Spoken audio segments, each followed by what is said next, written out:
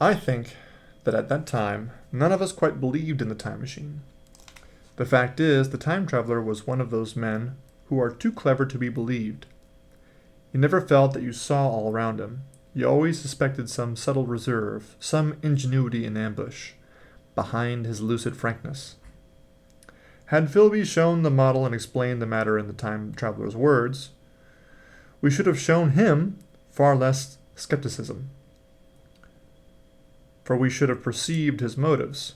A pork butcher could understand Philby. But the time traveler had more than a touch of whim among his elements, and we distrusted him. Things that would have made the frame of a less clever man seemed tricks in his hands. It is a mistake to do things too easily. The serious people who took him seriously never felt quite sure of his deportment. They were somehow aware that trusting their reputations for judgment with him was like furnishing a nursery with egg-shelled china.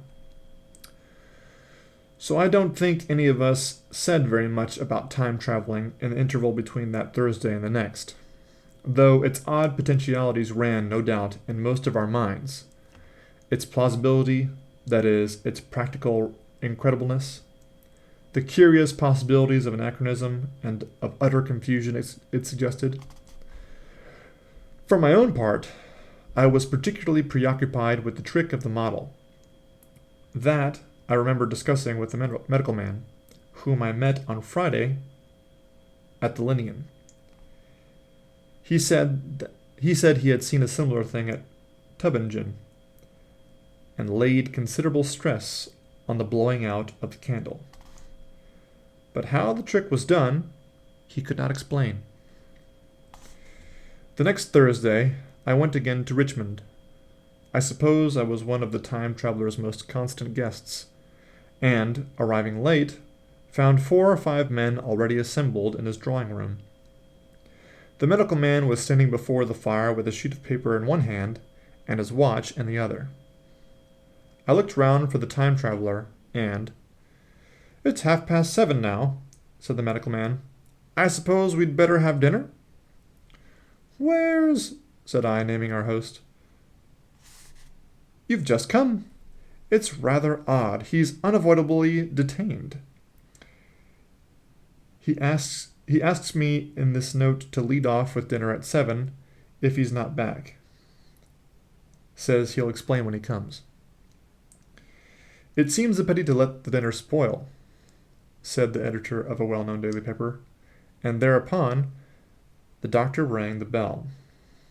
The psychologist was the only person besides the doctor and myself who had attended the previous dinner.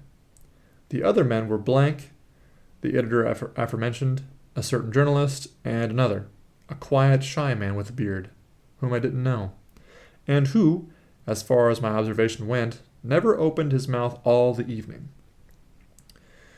There was some speculation at the dinner table about the time traveler's absence, and I suggested time traveling in a half-jocular spirit.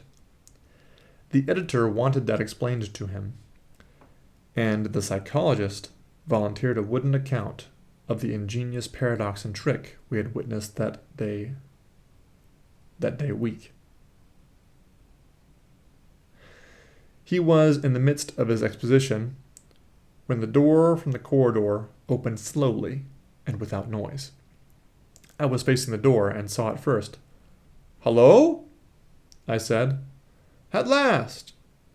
And the door opened wider, and the time traveler stood before us. I gave a cry of surprise. "Good heavens, man, what's the matter?" cried the medical man, who saw him next, and the whole tableful turned towards the door. He was in an amazing plight. His coat was dusty and dirty, and smeared with green down the sleeves. His hair disordered, and, as it seemed to me, grayer, either with dust and dirt, or because its color had actually faded. His face was ghastly pale. His chin had a brown cut on it, a cut half-healed. His expression was haggard and drawn, as by intense suffering. For a moment He hesitated in the doorway, as if he had been dazzled by the light. Then he came into the room. He walked with just such a limp as I have seen in footsore tramps. We stared at him in silence, expecting him to speak. He said not a word, but came painfully to the table and made a motion towards the wine. The editor filled a glass of champagne and pushed it towards him. He drained it, and it seemed to do him good, for he looked round the table, and the ghost of his old smile flickered across his face. "What on earth have you been up to, man?" said the doctor. The time traveler did not seem to hear. "Don't let me disturb you," he said, with a certain faltering articulation. "I'm all right." He stopped, held out his glass for more, and took it off at a draught. "That's good," he said.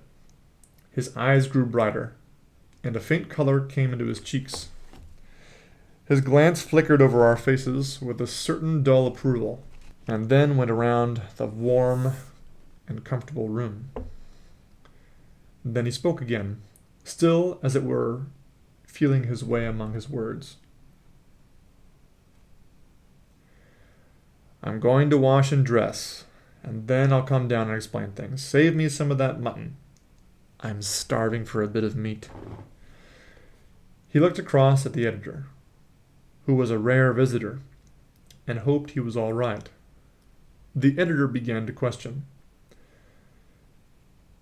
"Tell you presently," said the time traveler. "I'm funny. Be all right in a minute." He put down his glass and walked towards the staircase door. Again I remarked his lameness and the soft padding sound of his footfall. And, standing up in my place, I saw his feet as he went out. He had nothing on them but a pair of tattered, blood-stained socks. Then the door closed upon him. I had half a mind to follow, till I remembered how he detested any fuss about himself. For a minute, perhaps, my mind was wool gathering. Then, "Remarkable behavior of an eminent scientist," I heard the editor say, thinking, after his wont, in headlines. And this brought my attention back to the bright dinner table. "What's the game?" said the journalist.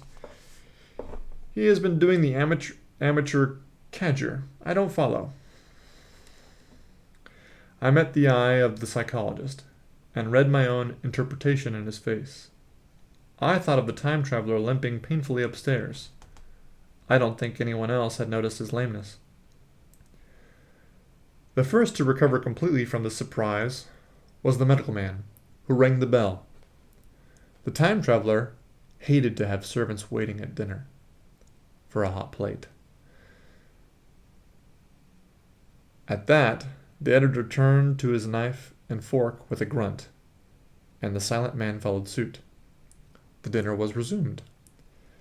Conversation was exclamatory for a little while, with gaps of wonderment, and then the editor got fervent in his curiosity. "Does our friend eke out his modest income with a crossing? Or has he his Nebuchadnezzar phases?" he inquired. "I feel assured it's this business of the time machine," I said, and took up the psychologist's account of our previous meeting. The new guests were frankly incredulous. The editor raised objections. What was this time traveling? A man couldn't cover himself with dust by rolling in a paradox, could he? And then, as the idea came home to him, he resorted to caricature. Hadn't they any clothes brushes in the future? The journalist, too, would not believe at any price, and joined the editor in the easy work of heaping ridicule on the whole thing. They were both the new kind of journalist, very joyous, irreverent young men. "Our special correspondent in the day after tomorrow reports," the journalist was saying, or rather shouting. "When the time traveler came back, He was dressed in ordinary evening clothes, and nothing save his haggard look remained of the change that had startled me. "I say," said the editor hilariously, "these chaps here say you have been traveling into the middle of the next week. Tell us all about the little Roseberry, will you? What will you take for the lot?" The time traveler came to the place reserved for him without a word. He smiled quietly, in his old way. "Where is my mutton?" he said. "What a treat it is to stick a fork into meat again." "Story!" cried the editor. "Story be damned," said the time traveler. "I want something to eat. I won't say a word until I get some peptone into my arteries. Thanks. And the salt." "One word," said I. "Have you been time traveling?" "Yes," said the time traveler with his mouth full, nodding his head. "I'd give $1 a line for a verbatim note," said the editor. The time traveler pushed his glass towards the silent man and rang it with his fingernail, at which the silent man, who had been staring at his face, started convulsively and poured him wine. The rest of the dinner was uncomfortable. For my own part, sudden questions kept rising onto my lips, and I dare say it was the same with the others. The journalist tried to relieve the tension by telling anecdotes of Hetty Potter. The time traveler devoted his attention to his dinner and displayed the appetite of a tramp. The medical man smoked a cigarette and watched the time traveler through his eyelashes. The silent man seemed even more clumsy than usual, and drank champagne with regularity and determination, out of sheer nervousness. At last, the time traveler pushed his plate away and looked round us. "I suppose I must apologize," he said. "I was simply starving. I've had a most amazing time." He reached out his hand for a cigar and cut the end. "But come into the smoking room. It's too long a story to tell over greasy plates." And, ringing the bell in passing, he led the way into the adjoining room. "You've told Blank and Dash and Chose about the machine?" he said to me, leaning back in his easy chair and naming the three new guests. "But the thing's a mere paradox," said the editor. "I can't argue tonight. I don't mind telling you the story, but I can't argue." "I will," he went on, "tell you the story of what has happened to me, if you like, but you must refrain from interruptions. I want to tell it, badly. Most of it will sound like lying. So be it. It's true, every word of it, all the same. I was in my laboratory about 4 o'clock, and since then I've lived 8 days. Such days as no human being ever lived before. I'm nearly worn out, but I shan't sleep till I've told this thing over to you. Then I shall go to bed. But no interruptions. Is it agreed?" "Agreed," said the editor, and the rest of us echoed, "Agreed."